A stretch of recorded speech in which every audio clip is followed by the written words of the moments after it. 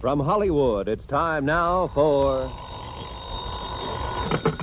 Johnny Dollar. This is Capitan Ramirez in Bluefield. Hello, Captain. Thanks for returning my call. Oh, you are now in San Juan del Perro? Yeah. Soon you will know Nicaragua as well. Yeah, listen, Captain, I need your help. Can you get a plane down here for me? The one we brought has been wrecked. Oh, si, Senor Dollar. And if I were you, I'd come along with it. I, senor? But I... A nice chance to add to your laurels, Captain, by making a couple of arrests. Criminal? Yeah. One of them a killer.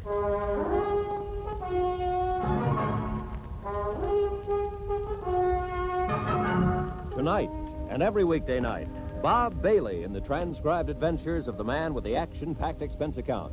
America's fabulous freelance insurance investigator. Yours truly, Johnny Dollar.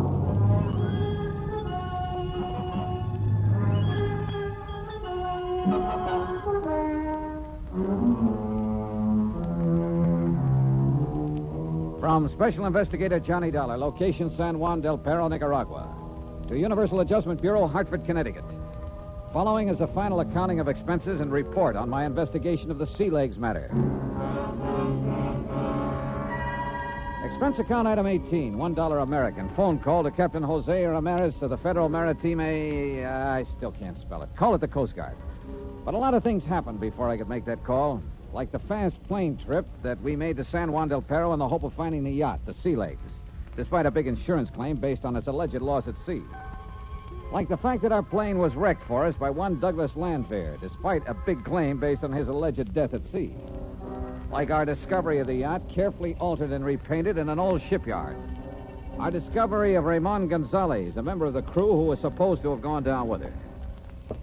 Come on, Mr. Dollar, let's get out of here. Oh, no, Oscar. Not until I revive this Gonzalez character and make him talk. But he may have a friend around. Quite right, Oscar. He has. Huh? And with a gun aimed straight at Mr. Dollar's back.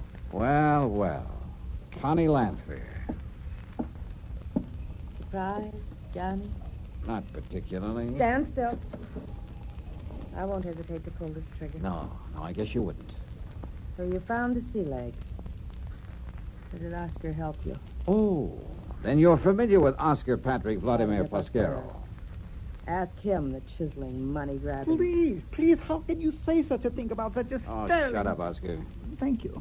Nice job you did of disguising the Sea Legs, Mrs. Landfair. And if Oscar hadn't shown you where to find it, my husband and I would have it out to sea again. In new clothes, under a new flag. Oh, yeah, and... sure. One of the oldest games in the business. And in the meantime, you would have collected $150,000 on its supposed loss, in addition to $250,000 on your husband, Douglas. Why did you have to come along, Johnny? I'm afraid you asked for it when you filed your claims.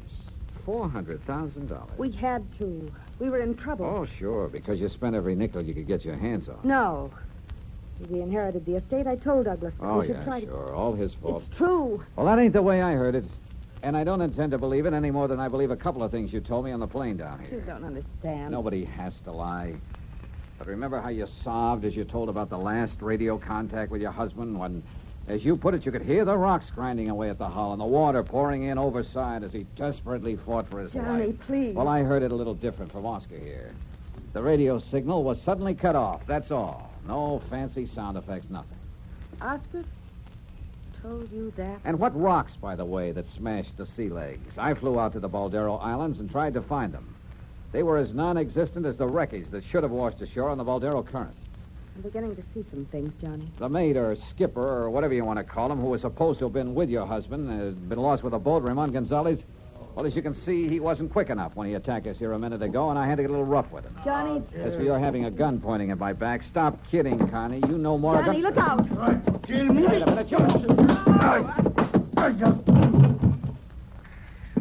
He was going to kill you, Mr. Dollar, but you were too good for him. Well, a lot of help you were. That his knife? Huh? Oh, yes, here. Yeah. I think I'd better have it, Oscar, because... Well, I see Connie Landfair made a hasty exit from the scene. She did? Well, what do you know about that? You didn't see her leave? Well, it's so dark in this old shipyard, and I was so worried about you, dear Mr. Dollar. Why don't You we should get be. Plenty worried. Huh? Look, why don't we get out? I needed only two things when I came down here, Oscar. Proofs, both of them. Why don't we get out of this dreary place, Mr. Dollar, and talk someplace else, huh? Where there's light. Oh, shut up and listen. Thank you. I found them both now. Proof that Douglas Landfair never died in the wreck of the Sea Legs, and proof that the Sea Legs was never wrecked at all. Except for a couple of details, the case is closed. One of those details is you. Me? Oh, you mean paying me for all the unvaluable help I've been... Oh, how nice. I'll take it in 20s if you Oscar, please. I'm going to lay the cards right on the table. Yeah, and the money? I'll find it for you. Now, listen to me. Connie Lanfear slipped away during our little ruckus here. But you could have stopped her as easily as you could have stopped this Gonzalez character from jumping me. But she said she had a gun. A bluff. She didn't. But you did. Me? Oh, Mr. Dollar, I spotted that bulge under your left arm the minute you appeared in my hotel room that first morning. Well, don't reach for it because I'm carrying one, too. Mr. Dollar, dear, I don't understand. Well, I do now. I've wondered from the beginning just why you insisted on sticking so close to me from the minute I arrived here in Nicaragua. All right. I will tell you the truth. The whole truth. Even if it costs me a small, slight percentage of the munificent fees you're going to pay me for the unestimable assistance I have been giving you. Oscar, you just won't give up, would you? The money. That's what it is. The money. Like I get from all the Americans who come here to Nicaragua. Only from you it was not for sightseeing, guiding, but for all the help. Like, for instance, the money you've been getting from the Lanfears? I cannot tell a lie, Mr. Dollar. I did get some money from Mr. and Mrs. Lanfear, you know, for various and Sunday services when first they came here, but why not, including the use of my radio sender? You see, if I hadn't known they would pay me well for the using of my radio... Your unlicensed my radio. unlicensed radio, because the license cost too much, why, I would never have been able to know about the wreck that didn't happen and so skillfully lead you to the Baldara Islands and all the clues that I... Yeah, well, you know what I mean. What you really mean, Oscar, is that you expected a lot more from them if their crazy plan to collect on the insurance policies worked out. You're sure? Because no, Mr. Dollar, no, I was only trying to help you. Think, Mr. Dollar, about all the things I've told you about. You were careful not to tell me a single thing that I wouldn't have learned anyway. Oh, Mr. Dollar, Why did you hurt insist me. right off the bat that we fly to Puerto Gardo, for instance? Why, of course. Apparently so to that help me for a small pittance, of course. But actually, it was to keep me out of the way while Constant Lanfear made contact with her husband here in San Juan del Perro. No, please, No doubt you worked that all out with her before you busted in on me that first morning. Then, when we did get to Puerto Gardo, tried to prevent me from spotting the current that would have taken any wreckage from the islands and washed it ashore on the sandbar at Puerto Gardo, if the sea legs had gone down. That isn't... No.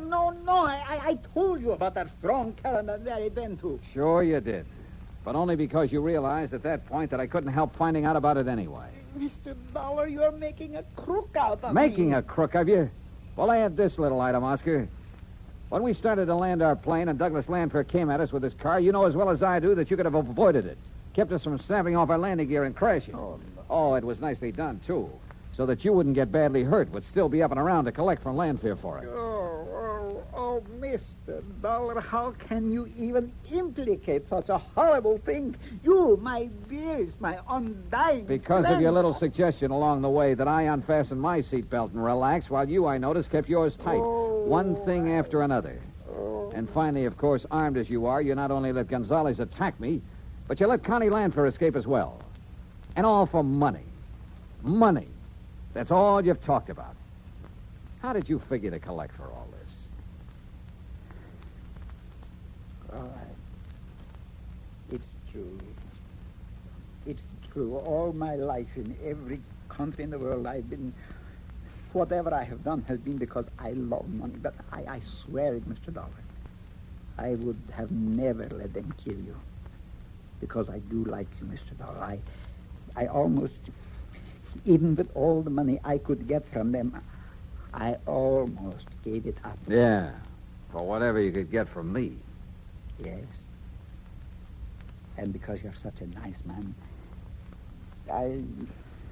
I guess I'm not used to being around nice...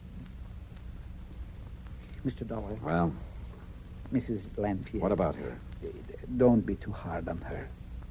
It was all his doings. He had such a strong hold over her.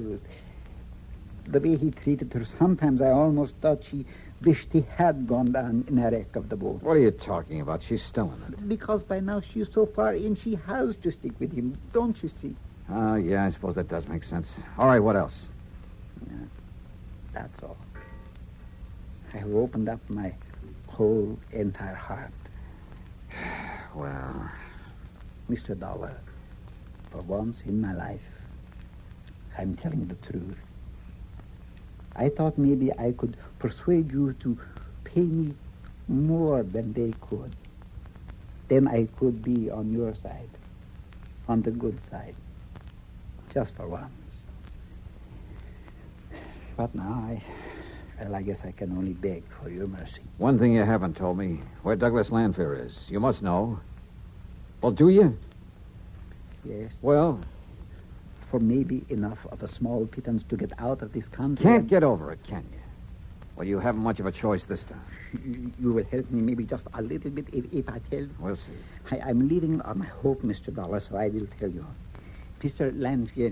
Mr. Lanfear is right here. Oh. And well-armed, Oscar, ready to blow your brains out for what you just told this nosy insurance investigator. Be careful, please. Mr. Dollar, he has a gun. Yeah, I see. So have you, Oscar. Yes. Yes, I have. Careful, Oscar. And if it is the last thing I do, the man who got me into this is going... Oh, no, you don't. No!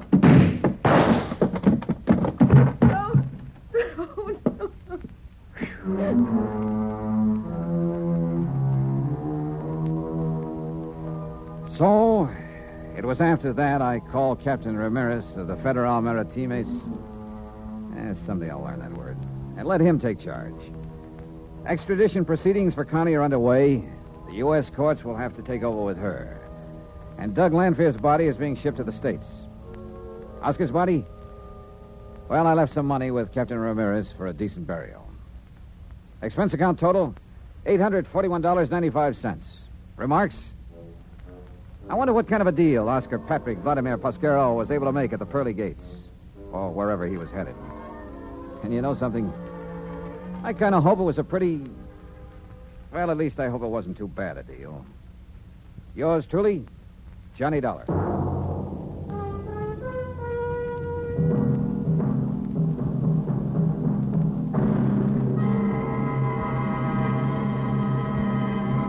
Next week, the promise of romance in the arms of a lovely girl, and the threat of a knife in the back. Join us, won't you? Yours truly, Johnny Dollar.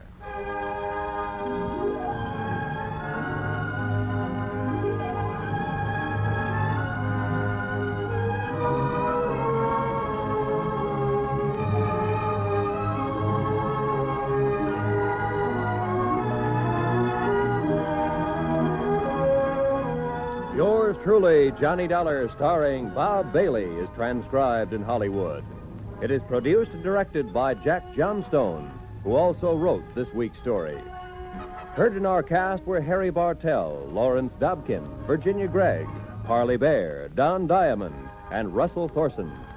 Musical supervision by Amerigo Marino.